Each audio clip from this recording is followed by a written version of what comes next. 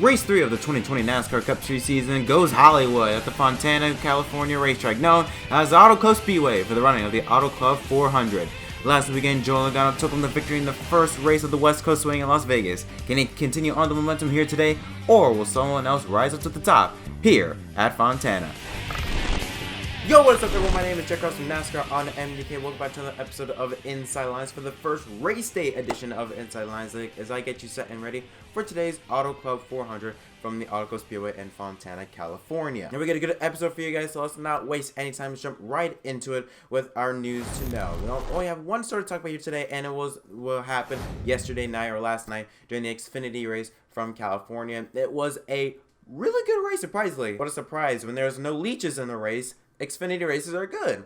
But anyways, I didn't really see much of the event. I was not able to, but very surprising to see these new drivers that were criticized earlier by fans and by riders of the sport.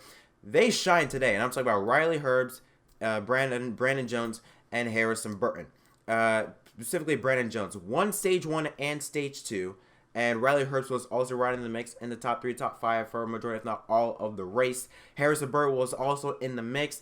And then when Stage 3 happened is when we started to see cautions breed cautions. One example was Ross Chastain wrecking Noah Gragson on the back shredder, the Daytona winner from 2 weeks ago. And then on a restart in the three-wide battle, Brandon Jones made contact with another car, and his left rear tire went out. He hit the wall, had to come out to pit road, and that killed his day, which is a tough break for him. I mean, he really had a fast car, one of, if not the best car of the field that whole day. He really had a good shot at winning, but unfortunately that was not meant to be. And that made way for his other teammate, Harrison Burton, who was also in the mix. He led a few laps throughout the race. Was not a real major contender. He was not out in front all the time, but he was within range, and he was able to hold off a hard-charging Riley Herbst and Austin Cindric due to lap traffic to score his first victory in the Xfinity Series.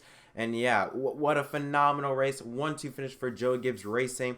And it's really impressive to me because Harrison Burton was criticized a lot by by fans and by, everyone out there in the truck series, because he was in a Kyle Busch Motorsports truck, which is the best truck in the field, and he was not able to get a single win. Not only that, he missed the playoffs. So to go from that to then go to Xfinity and be so good and already win a race in your third start in the season, and first time at Fontana, which by the way, and Fontana is a tough racetrack. Okay, it's a very tough racetrack, very abrasive racetrack on tires. You really have to be very good at conserving your tires and doing well to do well at that track. And for him to go out there and win in his first try at Fontana is mighty impressive. He becomes the second driver to win at Fontana's first start. The first was Hank Parker Jr. back in 2001 and Kyle Larson in 2014. This was also the third time the Xfinity race ran on a leap year. The last driver to do that, well, was his father's brother, Ward Burton. I think it was in 92, I want to say, at Rockingham. So, yeah, I guess leap year's just running the family. Also, a couple notables that were in the top 10. Ryan Sieg, a 4th place finish. Very impressive for him right there. Anthony Alfredo, his first race with Richard Childress Racing. 6th place run, nice run for him. Ross Chastain, who recovered from that accident with Noah Gragson, rounds out to finish 8th. Josh Williams, a 10th place run. Very impressive. I think this is his first top 10 that is not at a super speedway, as well as Jeremy Clements, 9th place run for him. Very impressive. We saw a lot of underdogs shine here in the Xfinity race today. It was overall a really, really good race, even though I wasn't able to see all of it. From what I saw, which was from about Stage 2 on, it was very fun to watch. Now let's take a look at the playoff standings. 3 races into the season, 24 races to go. Joe Logano and Denny Hamlin are the only 2 drivers that are locked in for the playoffs. Ryan Blaney holds the top spot, 37 points ahead. Kevin Harvick in 3rd, Kyle Larson in 4th, Ricky Stenhouse Jr. in 5th, Chase Elliott in 6th. Was not able to get the win at Vegas due to an accident when he cut a left rear tire, but still got those 3 playoff points, 17 points ahead. Austin Dillon in 7th, Chris Buescher in 8th, Denny Hamlin, the Daytona 500 winner, in 9th. Matt DiBenedetto rounds up the top 10. Jimmy Johnson in 11th, 12 points ahead. Bubba Wallace, so far good season for him, 11 points ahead in the 12th spot. Clinton Boyer in 13th, 8 points ahead. Alex Bowman 14th, 3 points ahead. Corey LaJoie still in the top 16, 2 points ahead, as well as Mark Truex Jr. And the first 4 drivers that are out is Eric Almirola, John Hunter Nemechek, Brad Keselowski, and Eric Jones. Now let's take a look now at the starting grid for today's Auto Club 400. 7/1000ths of a second. That was the difference between first and second place. Jimmy Johnson started second, while Clint Bowyer will start on the pole. Jimmie Johnson was the last driver out on qualifying.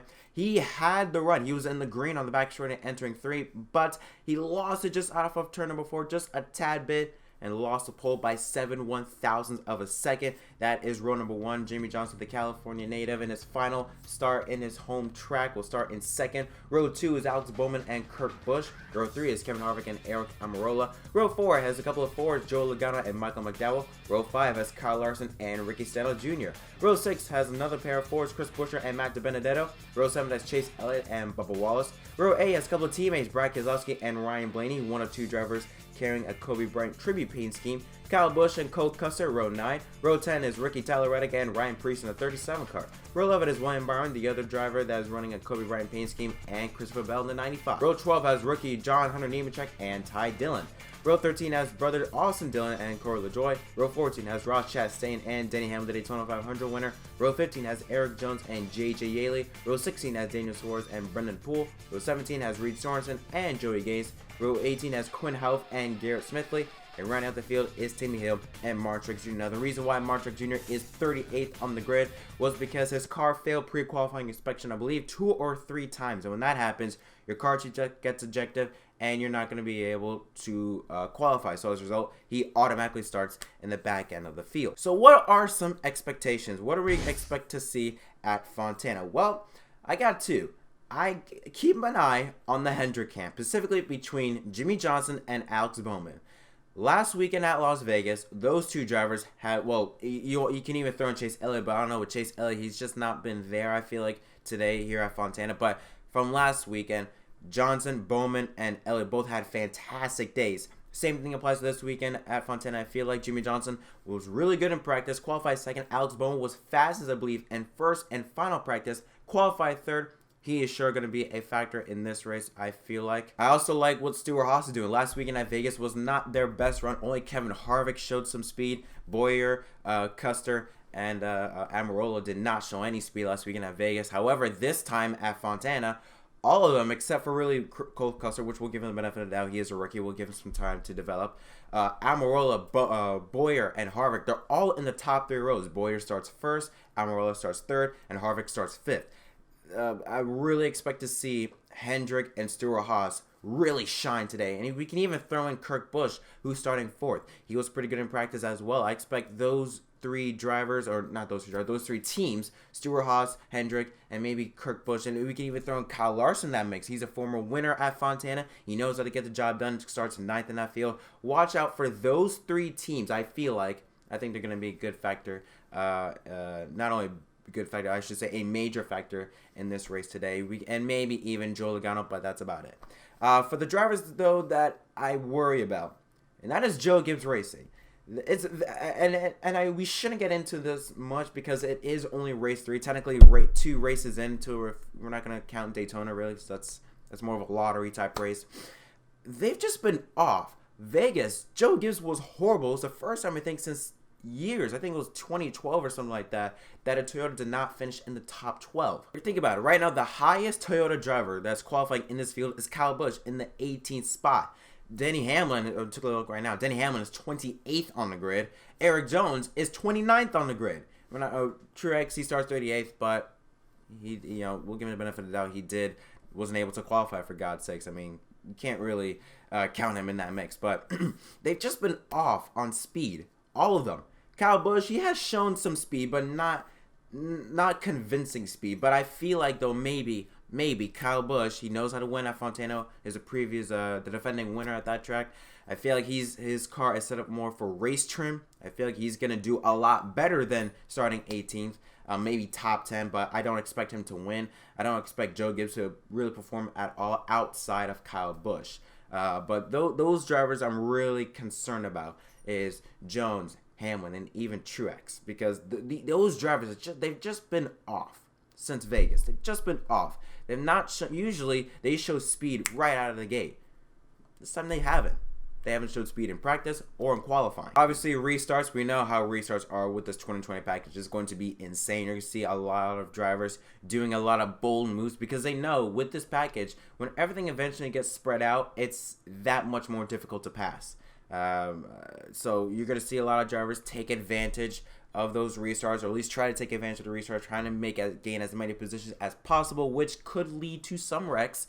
If a wreck's going to happen, it's going to come on those restarts more than likely. But otherwise, I'm excited for this race. I think it's going to be a good race. I think it's going to be interesting because, again, I don't see Toyota performing like how they performed last year. I don't see that happening. I think you're going to see a new mix of drivers. I think you're going to see the Hendrick drivers be in it. I think you're going to see the Stewart-Haas and even Team Penske, with really only being Joe Logano, as well as the Chip Ganassi group. But that's about it. Yeah, but it's going to be a fun race regardless. Let's take a look now at my fantasy live. I didn't do one last weekend, but I figured might as well start now, late than never. I got Jimmie Johnson, #1 starter. Obviously, was really good so far throughout the weekend in practice and qualifying. Ran really good at Las Vegas. I think that he's going to carry that momentum on into Fontana. I got Joe Logano next up on my lineup. Although he has not won at Fontana, he did win last weekend at Las Vegas. Got some great momentum from that victory. I think it's going to carry on here to Fontana. And he is working with Paul Wolfe. Paul Wolfe, he is a former winner with Brad Keselowski. So, yeah, I think Logano's going to do well. Starts inside the top 10, I believe, which is where you want to be with Fontana, specifically with this package. The higher up you are, the better chance you're going to have a chance or a shot at winning. Next up I got is Alex Bowman. Bowman, he's going to win a race someday. Very, very close to winning a race. Was very close to winning at Las Vegas. I felt like he had a great shot at winning. Was phenomenal on speed at that track last weekend. He's also really fast on speed. Like I said, won both practice sessions. Starts third in this race. He's gonna have a great chance at winning. If not this race, he's gonna win very, very soon. Next up, I actually got Clint Bowyer in my lineup. Now, yes, last weekend at Vegas, he did not perform like we expect him to in a Stewart-Haas car, but he has been pretty good so far here at Fontana. Qualified on the pole, was pretty good on practice speeds, and again, like I said, usually if you want to have a good chance at winning, well, the way this package is designed, you want to be out in front. I feel like Clint Bowyer, he might not be able to have a winning car like I think maybe Bowman might have, but I think he's going to have a good run, maybe top 5, maybe top 10. Then finally on my starters, I have Kyle Larson. Kyle Larson, former winner back in 2017. He knows how to get the job done at Fontana. I really don't have any real reason other than the fact that he's a former winner, has shown good practice speeds, qualified, I believe, 8th or 9th on the grid. I have to check. And yeah, I think Chevrolet as a whole, with the way that Camaro ZL1 1LE has performed so far, I think Kyle Larson is going to be very, very well here today. And in my garage, I've got Kyle Busch, mainly because I don't know with Kyle Busch. This could either be one of those, he could be, sandbagging. I don't want to call it that, but he could be just his car set up for a race run, and that's why you see him maybe low on practice and low in qualifying, because he's set up more for a race run. Or he's really just not that good. I don't know. But that's why I have him in the garage. Kyle Busch, we know how good of a driver he is. We know he's able to win at Fontana like he did last year, and the previous year back in 2005 he did.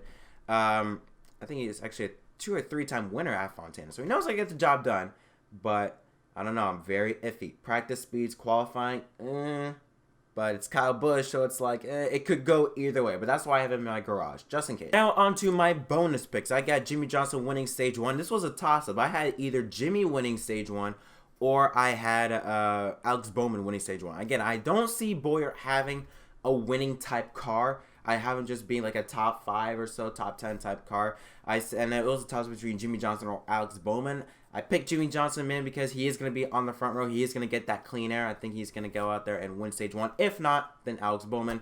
Stage 1 or Stage 2 and the race winner, I got Kyle Larson. I don't know why, but I just feel like Kyle Larson, we know how good he is at these types of 2-mile racetracks. He's good at Michigan, at Fontana.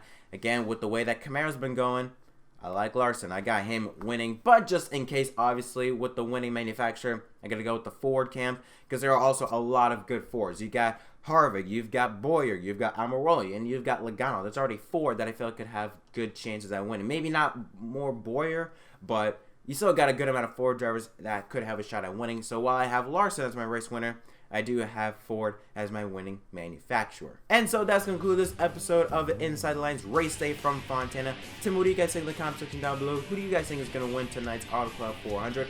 Let us know your guys' thoughts. But enough of me. Sit back, relax, and enjoy the Auto Club 400 on Fontana in California. Until next time, my name is Jack Ross from NASCAR on MDK, and I'll see you guys in the next video.